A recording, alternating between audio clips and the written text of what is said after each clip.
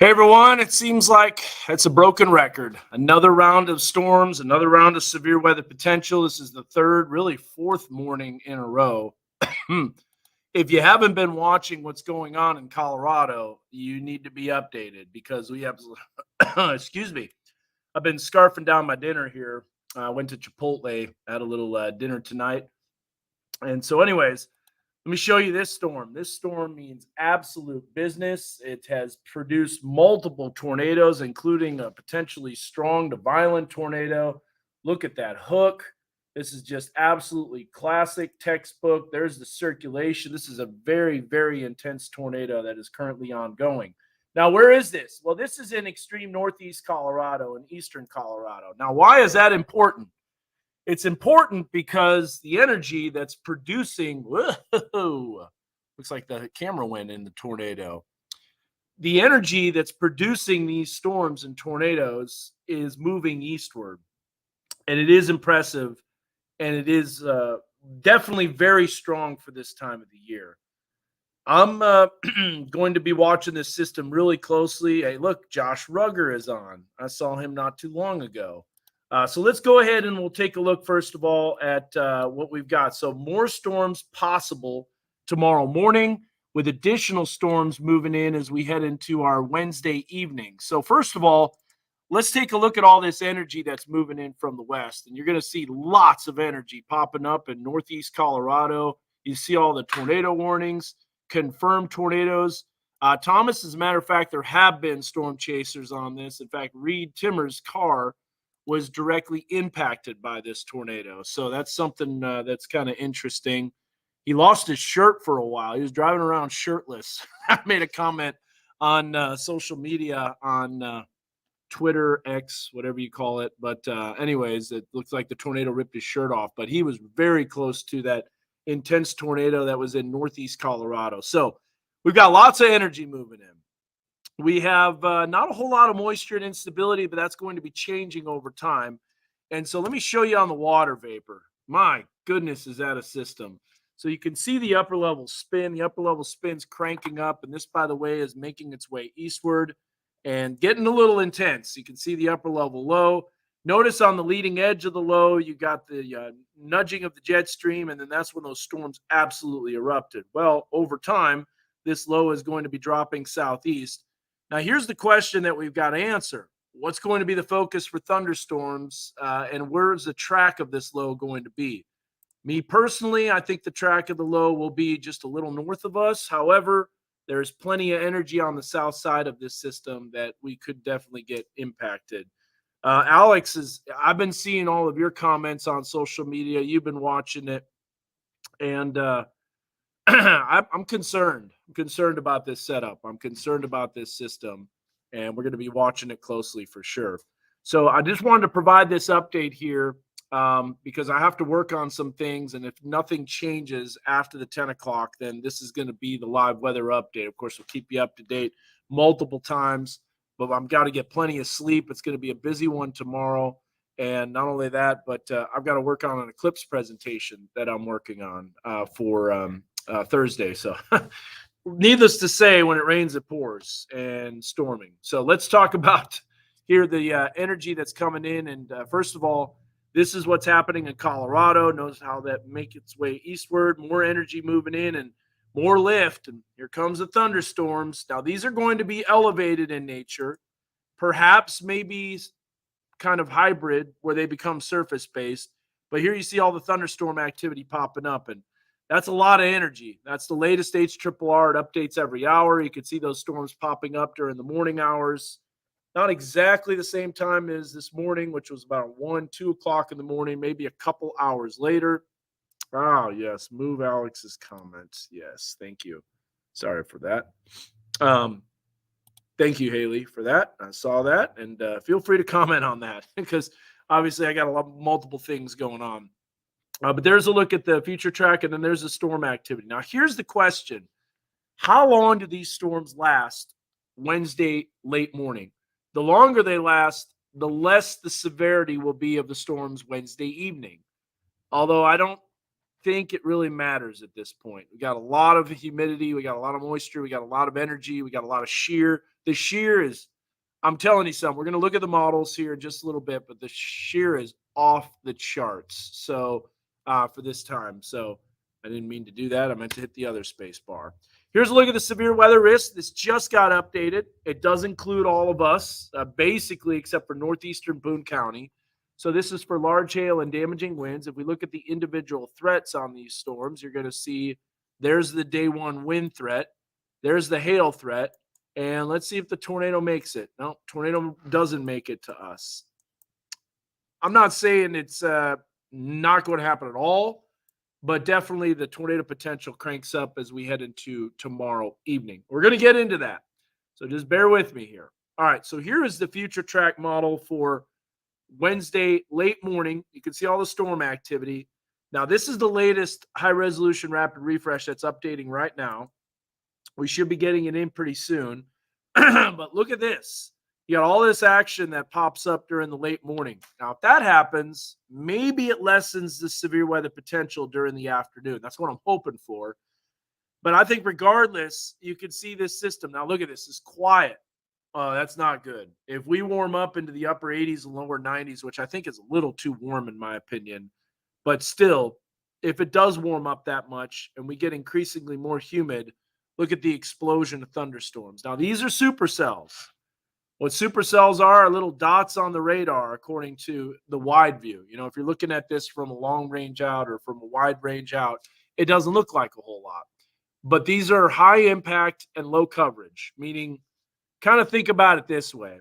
If you're on a big wide interstate, you're standing in the middle of the interstate and there's only one car that's happening and it's driving in a certain lane. Well, if you're not in that lane, you won't get hit, and therefore you're on the interstate, meaning you had the risk, but you didn't have the track of the storm, or you didn't have the track of the car going over you. Kind of an interesting analogy, but I think it's very fitting because these storms are going to track over certain areas. Now, look at this. This model develops additional storms that pops up all the way through Wednesday night into Thursday morning. Honestly, it makes sense because why? Let's look at the energy again, which, by the way, is tremendous. I mean, this is a mid-April, early May kind of type of system. And Alex, you're right, did bump up the potential.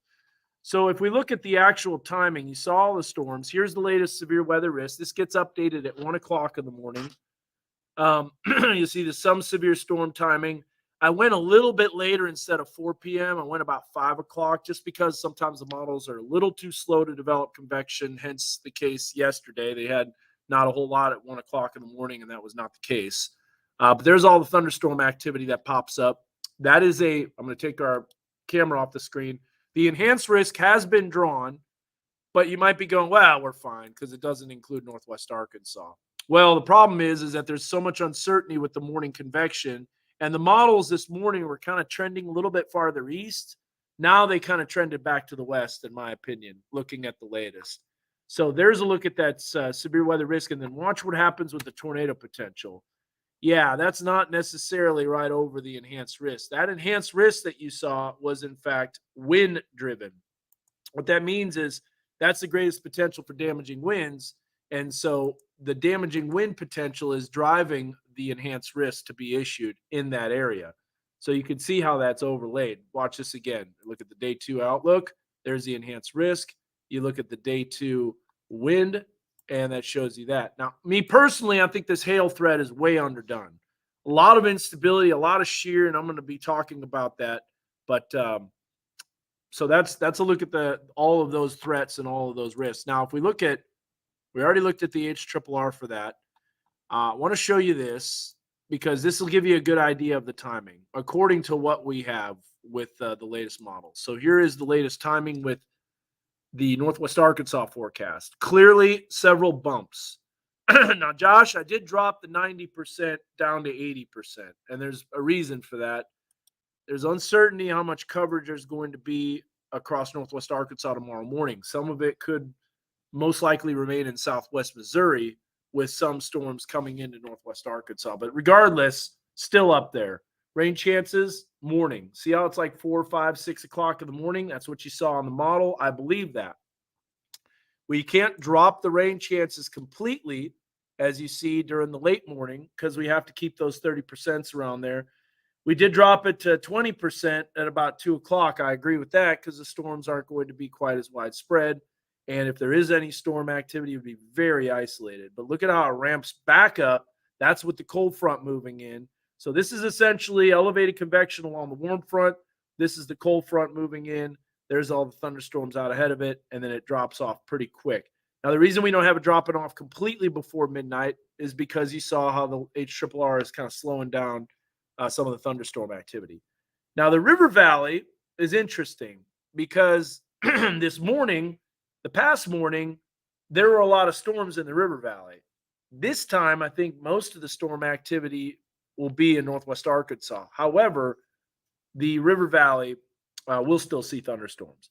So we're getting a lot of comments about models and model data. And you know what? It's time to dive into that. So here's what I'm going to do. I've actually got a window already set up. So let me go to this. We'll take a look. This is the HRRR, and this is the latest one. This updates every hour. So what we'll do is we'll bring this up full so you can see it as much as you can. Keep the camera on the screen. Let's take a look at some of the model data here, and we'll see what's going on. So here's a look at HRRR, and notice how it doesn't really have a whole lot of activity. Me personally, I think that's underdone. Yeah, hold on. It doesn't have the right model.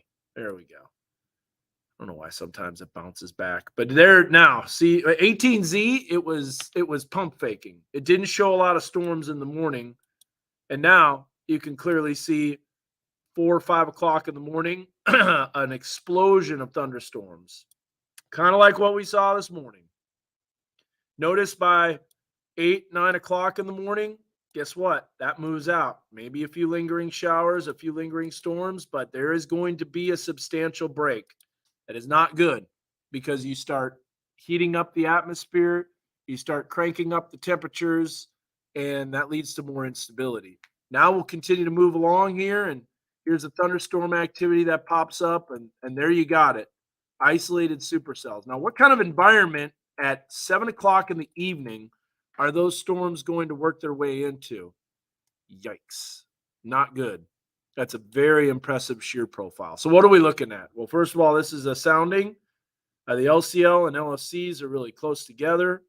Look at the SARS match. Earlier today on the European, it had a 93 or 92% match on the statistical analysis of radiosondes, so sounding analogs, if you will. And you can see that significant hail. This is why I think the hail threat is way underdone. I don't understand that. 4.5, 3, 2.75. Now, this is just one for one location. We can click on another and look at Benton County. And once again, tornado. It's got a 46% match. That's because the shear is a little weaker. If we go farther east in Newton County, you can see a pretty impressive profile. 73% match.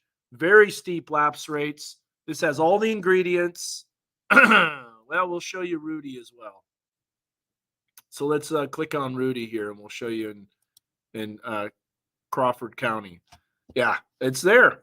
So it's got the wind shear, maybe not quite as impressive, but my goodness, look at that instability. This is like 4,000 Cape. This happens in the summertime, but you don't get the wind shear. Now, the directional shear is really great. The speed shear might be lacking just a little bit. And then the window closes. So I think the window closes a little too quick on that, on the on the HRRR model. So anyways, pretty impressive stuff. Let's look at this. This is the RAP, the rapid, the rapid update. So the regional, so here's the RAP, and you're going to see that those storms try to pop up. Notice the tornado potential kind of ramping up. Then it kind of cranks up right around 5, 6 o'clock. Now, will there be storms at this time? That remains to be seen. But this, by the way, is looking at what's called the significant tornado parameter. And you're going to see right around 1Z, it bumps up to 8.2, 8.4. That is within our weather coverage area. Yes, it is areas farther east, but it is something clearly to watch. My goodness, that chicken pollo is messing with my throat here. So, timing of the storms, we showed it, Amanda. I'll show it again. Look at that tornado potential. Look at the match. Look at the significant hail. All these things show some pretty intense storms, to say the least. Here's another computer model. If we look here, I can show you where this is. So if we show the map, this is located over north central Arkansas. So a little bit more impressive ingredients, 78 over 73 with the temperature and the dew point. We'll remove that. And so, yeah, very, very intense storms right there. If we look at this, by the way, is the European model. This is a thing called APRWX, and it's got a little bullseye of tornado potential right there over northwest Arkansas. You can kind of see it. And then it sticks around even from 0 to Z to 6Z, and then it moves out. But it still sticks around Thursday morning. This system's pretty intense. No, you're fine, Amanda. It's no worries. Here, I'll show you what we're talking about. So let me go ahead and we'll go to this, and I'll bring up that timing again. So this is the River Valley timing. Notice how there's 2 humps on hump day, as Chelsea mentioned. Tomorrow's hump day, and so there you see that timing. There's the most likely timing is in the evening. Yes, that is going to be a factor for the Three Doors Down concert. Definitely something to pay attention to. And there's a lot of other model data we can look at, but I can just tell you this, that everything I see, everything that I look at, it shows some pretty impressive ingredients for this time of year. Way above where it should be. There's a look at the comp map. Look at this energy that's rolling in. Let me bring that up again so you can see. Here's a look at a thing that I like to look at. This is the comp map. There's the energy pushing in. The jet stream that was nosing in is located right there. And it's actually weak. It's stronger over us right now, the jet stream. So compared to eastern Colorado, and those storms went absolutely nuts.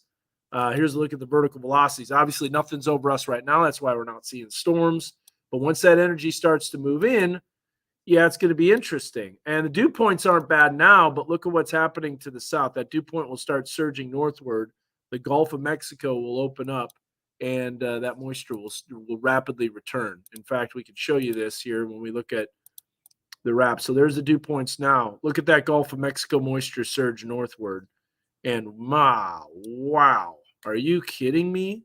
What is this? No, come on now. 83 dew point? I don't buy that. That's crazy. Peyton, I don't buy that, man. That's crazy. 83 dew point. Nah. But mid-70s, definitely possible. Let's look at that sounding again. And still shows that tornado potential. Look at the hail.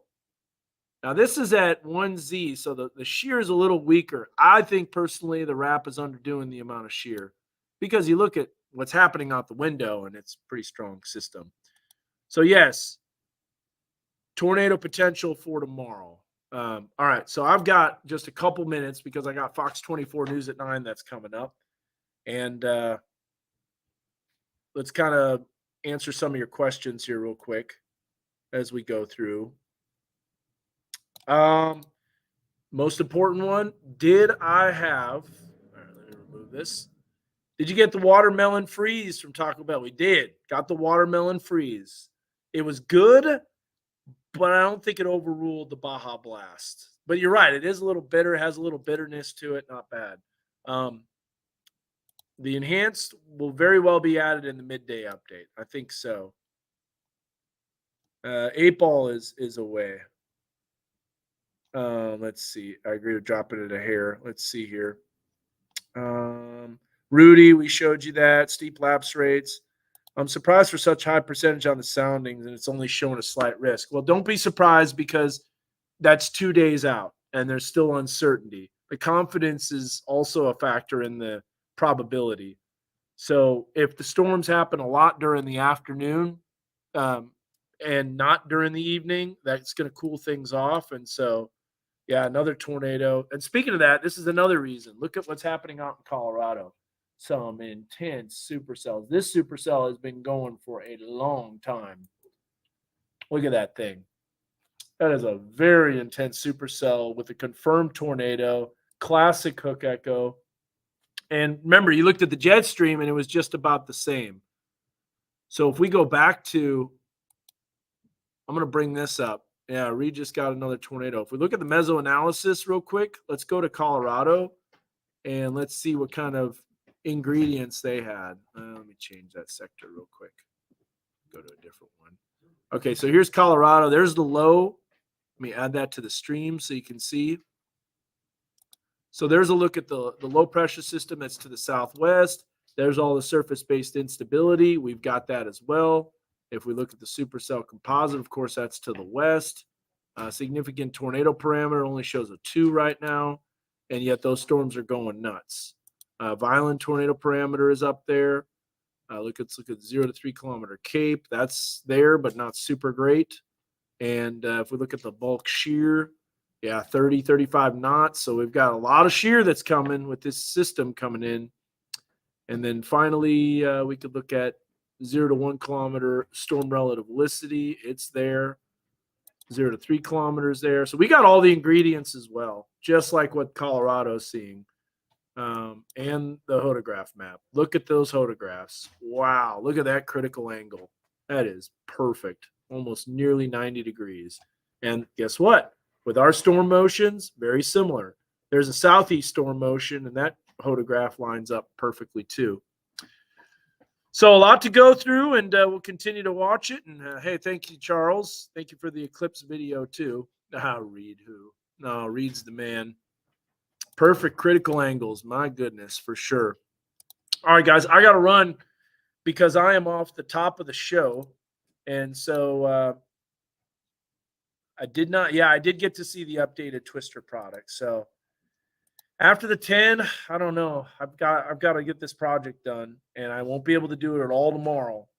That's for the Eclipse presentation that I'm doing on Thursday. It's for Arkansas county judges. There's going to be a lot of them, like over 300 people. It's going to be a big deal. It's called the Association of Arkansas Counties, and they're preparing for this total solar eclipse next year in 2024. Main threat with this system, all threats are on the table. Main threat's probably going to be hail and damaging winds, but tornado will be a possibility.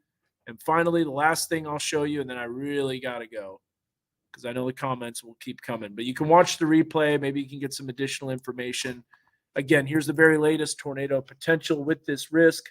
I think it's going to be adjusted, but we'll continue to watch. Josh Rugger will do a live update as well, and he's got the weather blog. You can check that out on knwa.com. All right, guys, I got to run. Take care.